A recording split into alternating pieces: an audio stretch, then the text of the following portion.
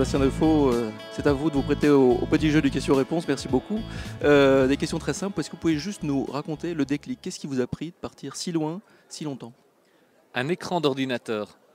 J'étais face à mon écran d'ordinateur dans mon travail précédent et puis je voyais constamment le reflet de mon visage et je voyais le temps qui passait, les années qui passaient et puis je me suis dit si je continue comme ça j'aurai 50 ans et voilà.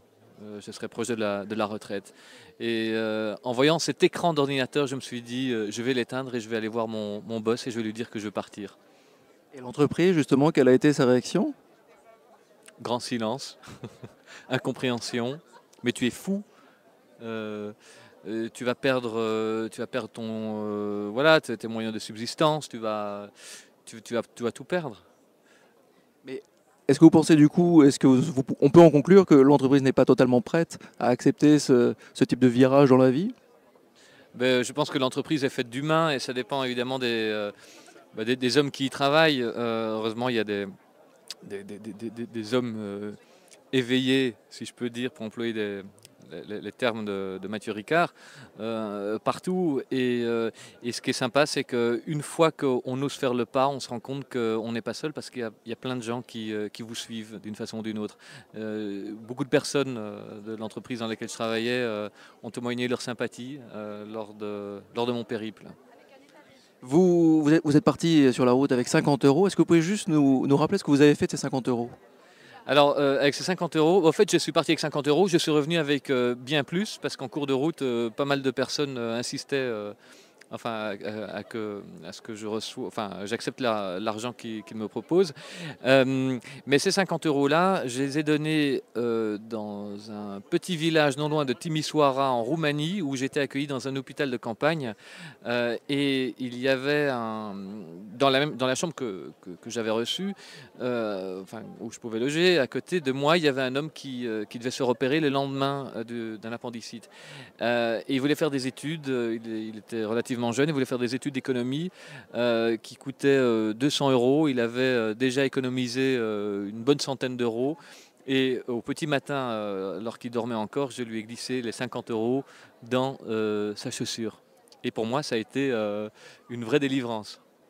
Oui, et avec ces 50 euros que vous n'aviez plus, vous avez pu quand même continuer le voyage jusqu'au bout de Roumanie à Jérusalem.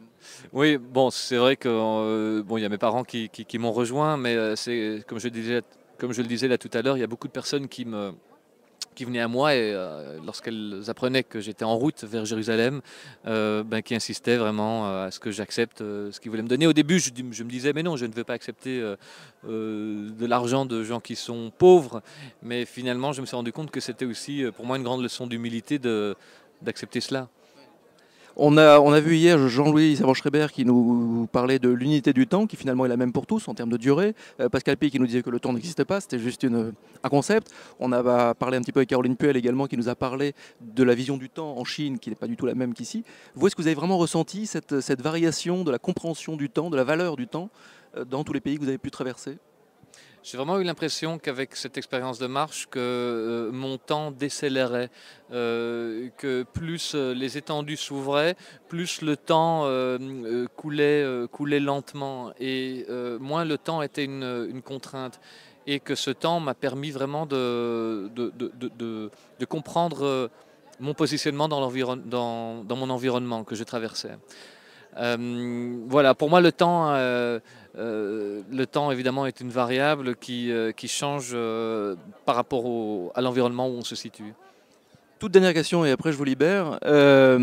Cette université homme-entreprise, elle vous inspire quoi?